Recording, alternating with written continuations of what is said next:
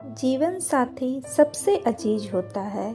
College में happy married life पर एक कार्यक्रम हो रहा था जिसमें कुछ शादीशुदा जोड़े हिस्सा ले रहे थे। जिस समय प्रोफेसर मंच पे आए उन्होंने नोट किया कि सभी पति पत्नी पर जोक कर हंस रहे हैं। ये देखकर प्रोफेसर ने कहा कि चलो पहले एक गेम खेलते हैं, उसके बाद अपने विषय पर बातें करेंगे। सभी खुश हो गए और कहा कौन सा गेम। प्रोफेसर ने एक मैरिड लड़की को खड़ा किया और कहा कि तुम ब्लैक बोर्ड पे ऐसे 25 से 30 लोगों के नाम लिखो जो तुम्हें सबसे अधिक प्यारे हों। लड़की ने पहले तो अपने परिवार के लोगों के नाम लिखे, फिर अपने सगे संबंधी, दोस्तों, पड़ोसी और सहकर्मियों के नाम लिख दिए। अब प्रोफेसर ने उसमें से कोई भी कम पसंद करने वाले 5 नाम मिटाने को कहा। लड़की ने अपने सहकर्मियों के नाम मिटा दिए। प्रोफेसर ने और 5 नाम मिटाने को कहा।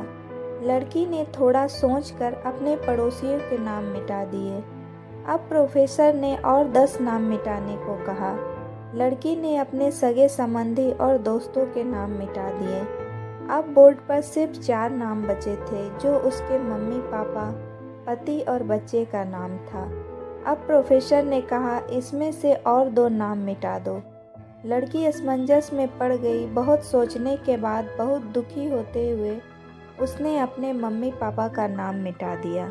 सभी लोग स्तंभ और शांत थे क्योंकि वे जानते थे कि ये गेम सिर्फ वो लड़की ही नहीं खेल रही थी, उसके दिमाग में भी यही सब चल रहा था।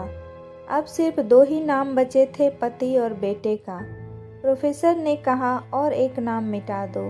लड़की अब सहमी सी रह गई। बहुत सोचने के बाद रोते हुए अपने बेटे का नाम काट दिया। प्रोफेसर ने उस लड़की से कहा तुम अपनी जगह पर जाकर बैठ जाओ, और सभी की तरफ गौर से देखा और पूछा क्या कोई बता सकता है कि ऐसा क्यों हुआ कि सिर्फ पति का ही नाम बोर्ड पर रह गया।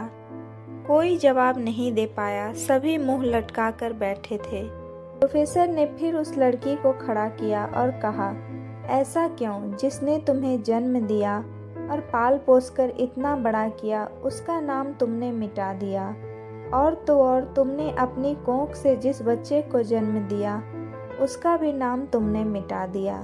लड़की ने जवाब दिया कि अब मम्मी पापा बूढ़े हो चुके हैं। कुछ साल के बाद वो मुझे और इस दुनिया को छोड़कर चले जाएंगे। मेरा बेटा जब बड़ा हो जाएगा तो ज़रूरी नहीं कि वो शादी के बाद मेरे साथ ही रहे, लेकिन मेरे पति जब तक मेरी जान में जान है तब तक मेरा आधा शरीर बन के मेरे साथ निभाएंगे। इसलिए मेरे लिए सबसे अजीज मेरे पति हैं। प्रोफेसर और बाकी स्टूडेंट ने तालियों के गूंज से लड़की को सलामी दी।